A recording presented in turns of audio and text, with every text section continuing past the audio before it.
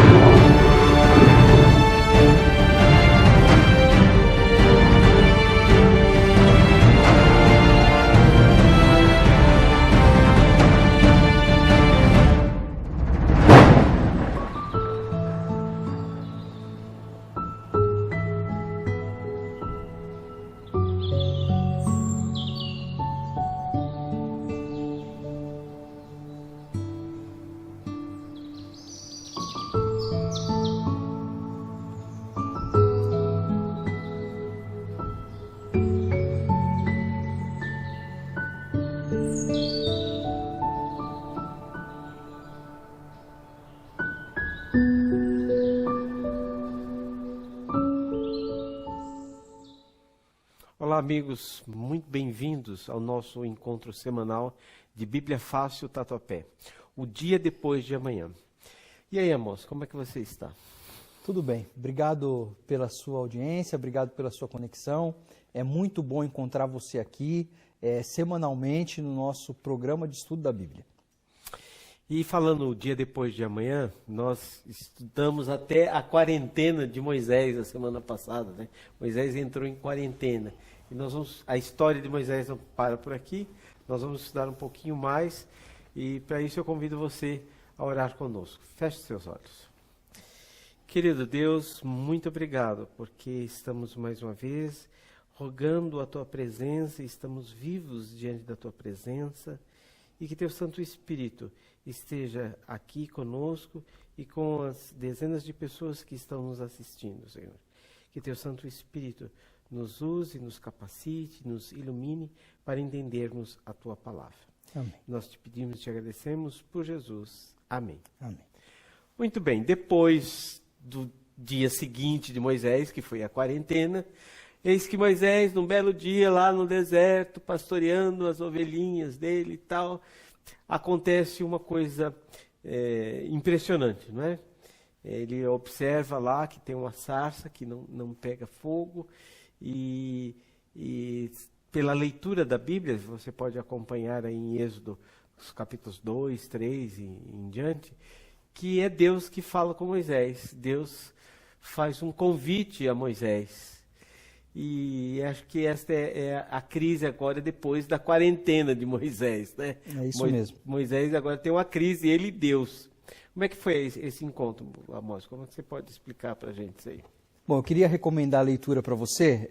O nosso episódio de hoje, ele passeia pelas páginas do livro de Êxodo. Então você já adiantou isso, eu te recomendo a leitura, o livro de Êxodo, porque a gente vai pontuando aqui apenas, mas é importante que você vá ao texto bíblico na íntegra. E esse chamado, ele aconteceu em Êxodo capítulo 3. Moisés estava 40 anos no deserto, então nessa quarentena, que foi onde terminamos o episódio anterior. E aí eu acredito que nesse momento ele já tenha perdido a esperança de libertar o seu povo. Parece que o sonho dele acabou e estava destinado a morrer lá no deserto, esquecido, longe da família, do seu povo. Eu acho que ele pensava exatamente isso. E aí Deus o convida, ele vê um arbusto se queimando e ele acha interessante. Um arbusto queimando no deserto é uma coisa que deve ser muito recorrente, mas o que tinha de diferente ali era que o fogo ele não consumia o arbusto. Então isso chamou a atenção de Moisés, ele se aproximou e aí Deus falou com ele, dizendo que aquele ali era um lugar santo, sagrado, separado, porque Deus estava ali, né? E Deus convida para voltar. Nesse momento, Moisés, ele diz assim que ele não está preparado. Então, eu vejo nesse episódio, Paulinho, ele tomado assim de baixa autoestima. Eu enxergo assim esse episódio. Porque lembra... Meu sonho acabou, tudo acabou, eu não tenho mais o que fazer, Sim. Já estou velho. Porque de uma condição de príncipe, ele era agora pastor de ovelhas, estava com 80 anos, aproximadamente, e aí ele fala assim, não, eu não tenho condição, eu não sei falar, não sou um bom interlocutor para ir lá falar com o faraó. Então ele viveu essa crise assim de, olha, acho que agora passou do ponto, né? Já com 80 anos não é mais isso que eu quero fazer. E aí Deus insiste com ele e fala assim, olha, você acha que vai ter dificuldade de falar, então o teu irmão Arão, eu sei que ele tem facilidade, ele vai ser o seu porta-voz. E ele está te esperando e vocês vão se encontrar e vai ser o porta-voz. Então, teve essa crise aí, é o sair da zona de conforto, né? Quando ele saiu do Egito para o deserto, foi uma saída da zona de conforto, uma crise. 40 anos depois, ele acostumado, com baixa autoestima, e já achava que a história tinha encerrado, tem que sair de novo da zona de conforto para voltar. Para um novo desafio, né? Um novo desafio. Parece que Deus usa às vezes disso, né? Quando você está descrente, desiludido, sem perspectiva mais nenhuma, Deus vem e nos enche de esperança e fala assim, eu estou contigo, vai que vai dar certo, confia em mim, acredita, vamos lá. E parece que Deus é o melhor dos psicólogos. É isso mesmo, é isso mesmo. E aí ele reluta um pouquinho, mas aí ele aceita o desafio. Só que a gente vai ver assim que realmente parece que as crises não terminam, né? Uhum. As crises não terminam. Porque ele vai lá falar com o faraó, mas quando ele chega lá, embora Deus já houvesse advertido que o faraó não ia de pronto libertar o povo, não ia ser tão simples assim. Tem uma outra crise que ele viveu, que foi a seguinte: quando ele pede a libertação do povo, os maus tratos sobre o povo aumentaram, pioraram. E nesse momento, então, o povo hebreu, ele fala para Moisés: o que é isso que você está fazendo com a gente? Porque desde que você se colocou aqui como libertador, como nosso interlocutor... Piorou tudo. Piorou, exatamente. Então, assim, no momento imediato, as coisas pioraram, né? Então, eles faziam tijolos, os hebreus faziam tijolos, e o texto bíblico diz que os egípcios forneciam a matéria-prima, que era a palha, ou matéria-prima, obviamente, era o barro, mas para queimar, para alguma coisa, para misturar. E nesse momento os egípcios param de fornecer, eles têm que dar conta disso e manter a produção. Veja que situação, né? Ficou desacreditado do povo, do seu povo, e sendo ridicularizado por faraó. Que ele, assim, Quem é você, né? Quem é você? Esse seu Deus, eu não te conheço. Se seu Deus fosse bom, não teria feito, deixado eu fazer esse povo escravo, né? Em outras palavras. E assim, Moisés pacientemente, né, persistindo e vindo crise após crise, praga sobre praga, né, até que o coração de Faraó ficando cada vez mais duro, Sim. mais duro, até que eles são libertos, né, miraculosamente libertos. É instituída a primeira Páscoa. Sim. A gente vai passando, porque a história é longa. A história é longa. Você pode pesquisar aí na sua Bíblia. E aí, ele é liberto, o povo sai em alegria, sai pulando, tem recomendações, né, para que eles se preparassem para a saída, que Deus iria realizar aquele milagre. E eles partem, assim, acho que com muita alegria, né, com muita expectativa. De repente, dão de cara com o Mar Vermelho e o exército vindo atrás. Agora, outra crise. Pois é, na verdade não durou muito essa alegria, né? Uhum. Quando as coisas ficaram sob controle e tal, e depois eles foram libertos, como você já bem descreveu, não durou muito, porque a última praga, o Egito foi assolado por 10 pragas. Isso está no texto bíblico, se você quiser ver lá no texto bíblico, está no capítulo 7 até 11 de Êxodo. E eram tentativas, Deus mandava juízos ali sobre o Egito, em tentativas que o faraó libertasse o povo. E a última praga, ela foi uma praga terrível, que foi a morte de todo primogênito, de todo filho mais velho dos egípcios. E aqui vale uma observação: os hebreus não foram atingidos por essa praga. Eles receberam uma orientação que eles deveriam matar um cordeiro, um animalzinho, e seria a ceia daquela noite, esse cordeiro. E eles receberam uma orientação assim, ó: você deve tomar essa refeição pronto para viajar. Com a bagagem pronta, com a mala pronta, vestido, você deve tomar essa refeição pronto para viajar. E, por quê? Porque exatamente quando eles foram, de certo modo, expulsos da terra, né? Quando o faraó viu o seu primogênito morto, todos os primogênitos egípcios mortos... Então, inclusive dos animais. Né? Dos animais, eles praticamente foram expulsos da terra. E aí você já muito bem mencionou da Páscoa, que foi a origem. Eu vou só fazer um comentário. Eles deveriam colocar o sangue do cordeiro na porta, os hebreus, né? E na verdade, quando fosse executado o juízo, quando esse anjo vingador passasse... tirando a vida desses filhos, ele passaria sobre essas casas que tinham aquilo na porta. Páscoa em inglês é Passover, passar sobre. É exatamente a origem, né? Então o anjo passava sobre aquelas casas protegidas. Quem é o cordeiro? Jesus é o cordeiro. Imediatamente eles foram expulsos ali no calor da situação, né? O Egito tomado de muita tristeza. Só que de repente o faraó se arrepende de novo e sai em perseguição. Ou seja, isso foi noite adentro, né? Ele saiu em perseguição. O que eles enxergam? O mar à frente, o exército de faraó atrás, penhascos desfiladeiros ao lado ali, Então, assim, saiu do Egito para morrer. Foi o sentimento das pessoas. E foi o sentimento para morrer no deserto. Para morrer no deserto, para morrer perseguido, para morrer afogado.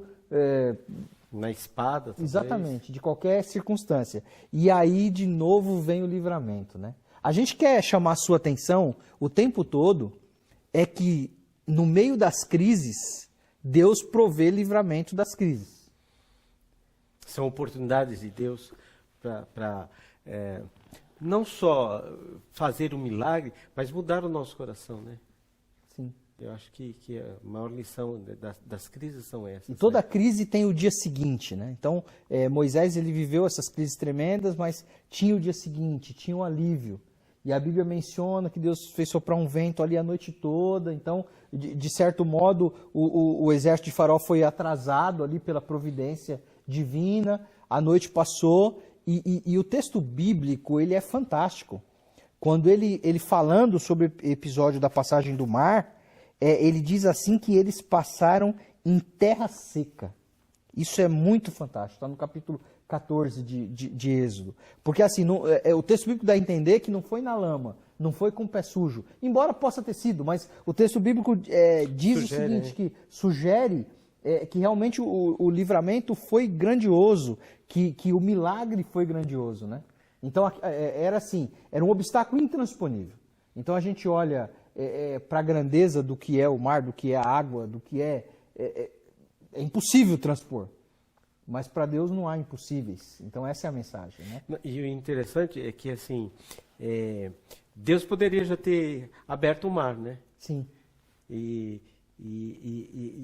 assim, as pessoas recorrem a Moisés, já começa as reclamações, daqui a pouco já das reclamações, já começa a reclamar assim, não tem túmulo suficiente, Moisés, para a gente morrer para ser enterrado lá no Egito, e você traz a gente para morrer aqui. E Deus e Moisés recorre a Deus. É uma outra lição, né? Nas crises, na angústia, a gente tem que recorrer a Deus, né? Deus pode fazer um milagre. Ele pode realizar qualquer coisa, aliás. Mas Ele está esperando a gente pedir. E a gente esquece isso às vezes, né? A gente gostaria muito... A gente quer com as nossas forças, exatamente, né? Exatamente. Resolver. E seria muito importante que você que nos assiste se aproprie dessas histórias, acreditando que elas valem para hoje, que elas valem para o nosso tempo. Elas valem aí para a sua vida, para o que você passa, para a sua circunstância de vida. Porque às vezes a gente crê na Bíblia, mas a gente crê distante. Para esse povo, essa história que aconteceu milhares de anos atrás. Mas é importante que você se aproprie dessa providência como sendo verdadeira hoje na sua vida também. A história bíblica tem que ser vista assim. A gente incentiva muito nesse programa que a gente traga a Bíblia para o dia, para hoje, para a vida, para os detalhes da vida. Então, esse Deus de milagres, Ele não fez milagres só lá, né? Ele é um Deus que faz milagres continuamente. É o mesmo Deus, né? Então, e aí Deus dá a ordem, né? Olha, por que estão clamando a mim? Diga ao povo que marche. O povo marchou, passou em terra seca, os egípcios morreram ali no deserto, aliás, morreram no mar, né? E quando já do outro lado do mar, que começa a peregrinação no deserto, Moisés sobe ao monte para conversar com Deus. Interessante que durante todo o tempo aqui, agora, a gente vê uma comunhão, um contato direto, íntimo, diário de Moisés com Deus. Né? Ele sobe para o monte para conversar com Deus, Deus escreve as leis em tábuas de pedra. Quando Moisés desce, outra crise. O que o povo está aprontando lá? É isso mesmo. Isso aqui, ó, acho que está no 32, Êxodo 32. O bezerro de ouro, né? Eles fizeram um bezerro. Olha que coisa interessante. Antes do 32, me permita Êxodo 20, antes do 32. A lei está descrita em Êxodo 20 e eu queria assim, mencionar algumas coisas. Por exemplo, a gente fala muito que a lei é restritiva, né? Não farás isso, não farás aquilo, não farás aquilo. Mas quando você olha para o verso 2, por exemplo, que é imediatamente antes do começo da lei, na verdade Deus se apresenta dizendo o seguinte: eu sou o Senhor teu Deus, que te tirei da terra do Egito, da casa da servidão. Então Deus dá as credenciais De quem é ele? De quem é ele, E o por que ele fez. Por que ele pede isso? Exatamente. Então, por que ele pede tais coisas? Então, ele fala assim, ó, eu que tirei vocês de lá. Portanto, verso 3, aí quando começa a lei, não tem outros deuses na minha presença, porque eu que fiz, eu que tirei vocês. Então, olhando por aí, faz todo sentido a lei, né? E é interessante que, assim, o primeiro mandamento, não terás outros deuses na minha presença, né? Não farás para você imagem, não adore, não invente, não crie deuses para adorar. Né? É o primeiro e segundo mandamento. E aí o que eles fazem? Eles vão ali Moisés está demorando. 32, né? No capítulo 32 de Êxodo, eles vão, acham que Moisés está demorando no monte, que Moisés subia, tal, se encontrava com Deus, acha que está demorando. E aí, ó, olha só, capítulo 32, verso 1. Mas vendo o povo que Moisés tardava em descer do monte, acercou-se de Arão e lhe disse, levanta-te, faz-nos deuses que vão adiante de nós. Pois quanto a este Moisés, o homem que nos tirou do Egito, não sabemos o que lhe terá sucedido. E aí, nesse momento, aí Arão foi conivente também, né? E eles pegaram suas joias e tal, e construíram um bezerro para adorar um bezerro. E aí, quando eles estão no meio dessa ação, dessa adoração, Moisés aparece, retorna e vê essa situação. Então, assim, aí foi uma crise de frustração de Moisés, possivelmente. Como esse povo faz isso, né? Com Deus que nos tirou lá do Egito. É verdade. Só que aí a Bíblia revela uma coisa interessante. Embora Moisés tenha passado assim tantas dificuldades com o povo, a gente realmente passou por alto, mas é importante que você leia. Faça a leitura, porque a leitura é muito rica e essa história é muito rica de detalhes. Né?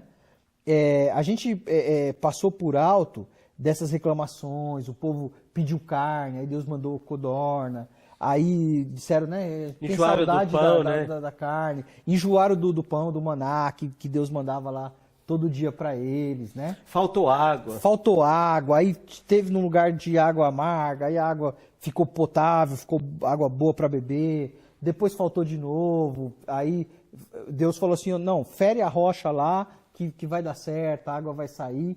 Mas é interessante que nesse ponto aqui, do bezerro de ouro, Deus falou para Moisés assim, olha Moisés, eu vou destruir esse povo, e eu vou fazer de você uma nova nação.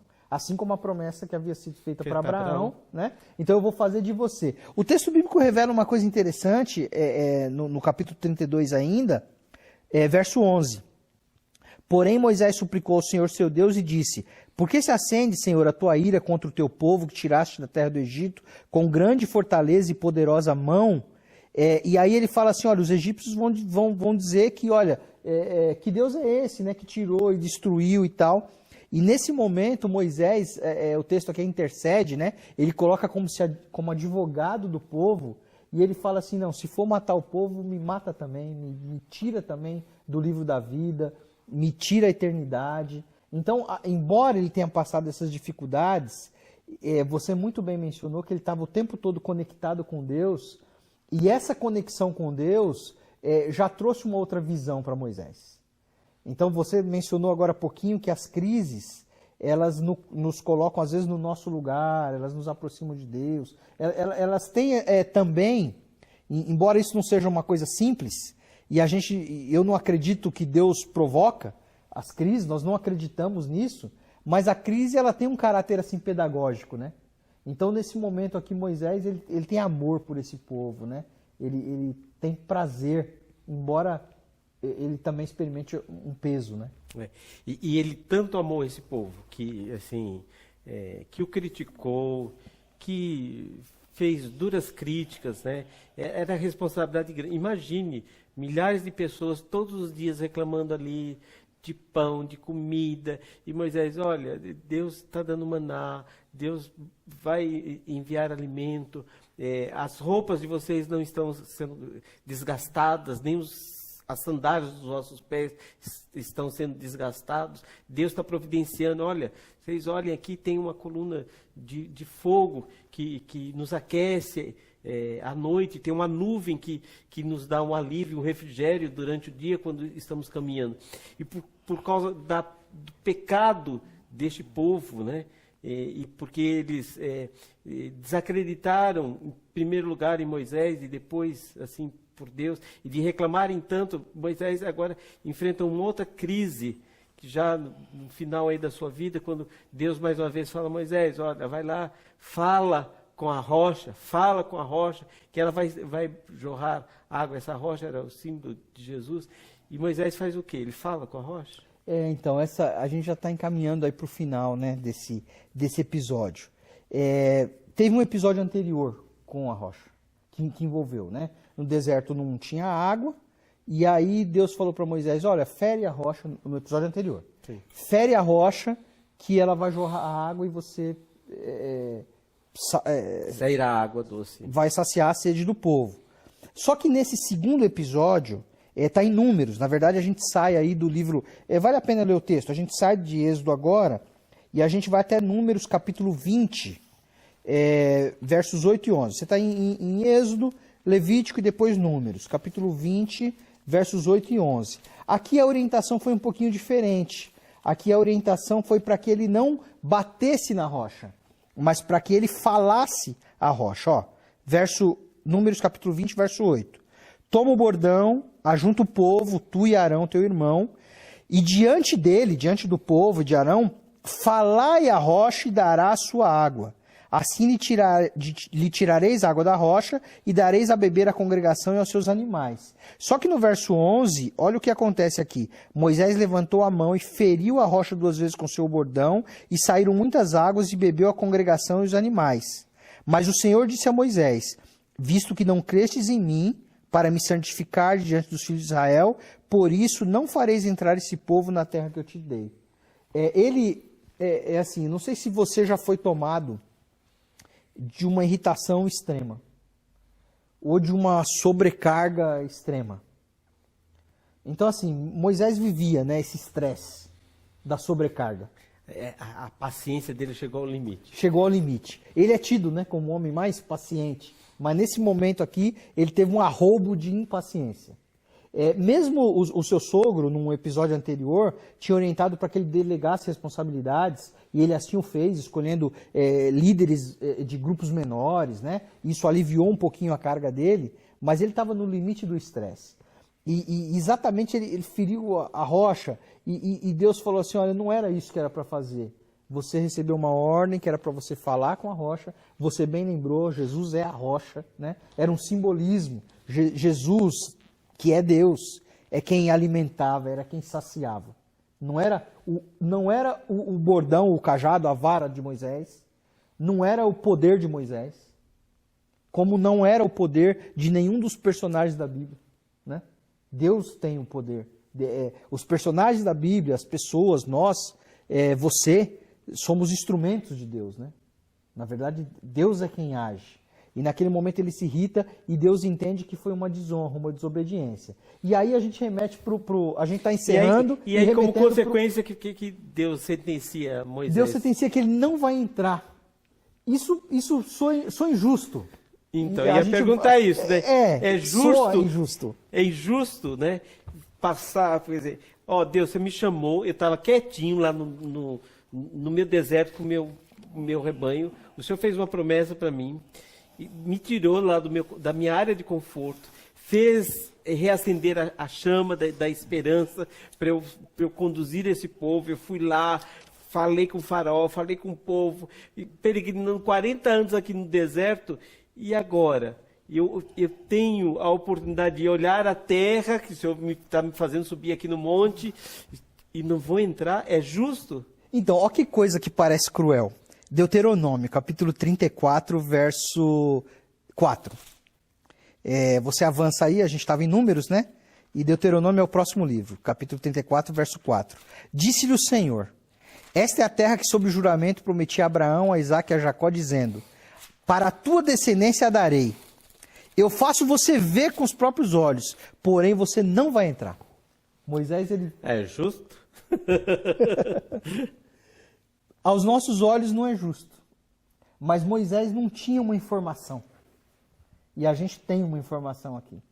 E essa informação eu vou para o Evangelho de Mateus. Poderia usar outros textos, como o apóstolo Judas, mas eu vou usar o Evangelho de Mateus, capítulo 17 e verso 3. Esse episódio na Bíblia, eu vou falando aqui enquanto procuro o texto, ele é conhecido como a transfiguração. Jesus, ele num certo momento, ele subiu ao monte e ele teve alguns discípulos que estavam com ele, tiveram um vislumbre da divindade de Jesus. É isso que é a transfiguração. O rosto de Jesus brilhou, né, como o sol, como a lua. Está em Evangelho de Mateus, capítulo 17, eu vou ler aqui, e eles tiveram um vislumbre aqui de Jesus como Deus. Olha só, verso 2, 17:2. E foi transfigurado diante deles o seu rosto resplandecia como o sol, e as suas vestes se tornaram brancas como a luz. E uma informação aqui, verso 3. E eis que lhe apareceram Moisés e Elias falando com ele. Moisés achou que estava ficando de fora da terra. Mas Deus tinha um plano melhor para ele. Ele foi levado imediatamente após sua morte, ele foi levado para a eternidade. Nós entendemos que Elias e Moisés representam dois tipos ou espécies de pessoas. Elias, aqueles que não passaram pela morte. Né? Aqueles que o Velho Testamento conta a história de Elias quando ele foi levado ao céu sem passar pela morte. E Moisés, embora tenha passado pela morte, ele foi ressuscitado e ele foi levado imediatamente ao céu. E aqui aparece Elias e Moisés confortando Jesus. Aos olhos humanos foi injusto porque a gente só vê a história até aqui, ó, olhou e não entrou. A gente vê a foto. Exatamente. Mas quando você vê o filme, Moisés já está agora desfrutando da eternidade, algo que para nós e para todos os outros acontecerá só por ocasião da volta de Jesus, que é um tema para outros momentos aí que a gente já tratou, né? Então, assim, Deus tinha coisa melhor preparada para ele do que ele podia ver. A lição final que fica para nós de Moisés é que vale a pena confiar em Deus e ter comunhão com Ele todos os dias. Exatamente. Porque ele poderia ter se rebelado, né, nesse momento, espraguejado. Eu fiz aqui uma representação do que poderia acontecer conosco. Moisés não fez nada disso, né? Uhum. Porque ele confiou e entregou sua vida totalmente a Deus, né? E isso só acontece porque não é uma coisa de uma hora para outra, é uma vida, né? É uma vida. Foi construído toda. Isso, né? É importante que a gente tenha clareza, é importante que você tenha muita clareza que os planos de Deus são os melhores. Então, assim, Moisés, ele teria entrado na terra, teria vivido mais um pouco, ele viveu 120 anos, né? Teria vivido mais um pouco nessa terra, teria morrido. Isso era o esperado, inclusive por ele. Só que Moisés já está desfrutando a eternidade agora. Então os planos de Deus foram maravilhosos para ele. Atrás de uma aparente injustiça, entre aspas, mas Deus preparou uma coisa maravilhosa para ele. Então, se você hoje passa por crises pessoais, por crise de qualquer espécie, acredite que Deus está reservando o melhor para você. Vamos orar? Pai nosso que estás nos céus, te agradecemos pela tua bondade. Te agradecemos porque o Senhor vê aquilo que nós não vemos. Te agradecemos porque o Senhor sabe aquilo que nós não sabemos. As expectativas de Moisés era somente entrar na terra, mas o Senhor sonhou coisa muito maior para Moisés, assim como acreditamos que o Senhor sonha coisas maravilhosas para cada um de nós. Que o Senhor realize os seus sonhos na nossa vida, para cada amigo, para cada amiga que nos assiste. Que os seus planos sejam soberanos na nossa vida, que nós tenhamos a tranquilidade, ou que nós tenhamos a fé, ou a serenidade de esperar pelos teus planos, Pai. É o que nós oramos em nome de Jesus. Amém. Muito obrigado pela sua conexão. A semana que vem, a crise de Deus. Muito bom estar com você, que Deus te abençoe. Foi muito bom, não foi, gente? A vida de Moisés, de fato, é inspiradora. Agora, será que a gente pode aprender mais com outros personagens bíblicos? É lógico. Essa série pode te ajudar, te incentivar a estudar mais a Bíblia e descobrir como outros personagens bíblicos enfrentaram crises, porque muitos passaram por isso. Agora, e Deus? Será que Deus tem crise? Passa por crise ou já passou por alguma crise? Bom, esse é o tema da próxima semana. Para encerrar e fechar com chave de ouro essa nossa série, o tema da semana que vem é a crise de Deus. Se você acha que Deus passa por crise, deixe sua resposta nos nossos comentários e não perde o programa da semana que vem. Um beijo para vocês e fiquem com Deus.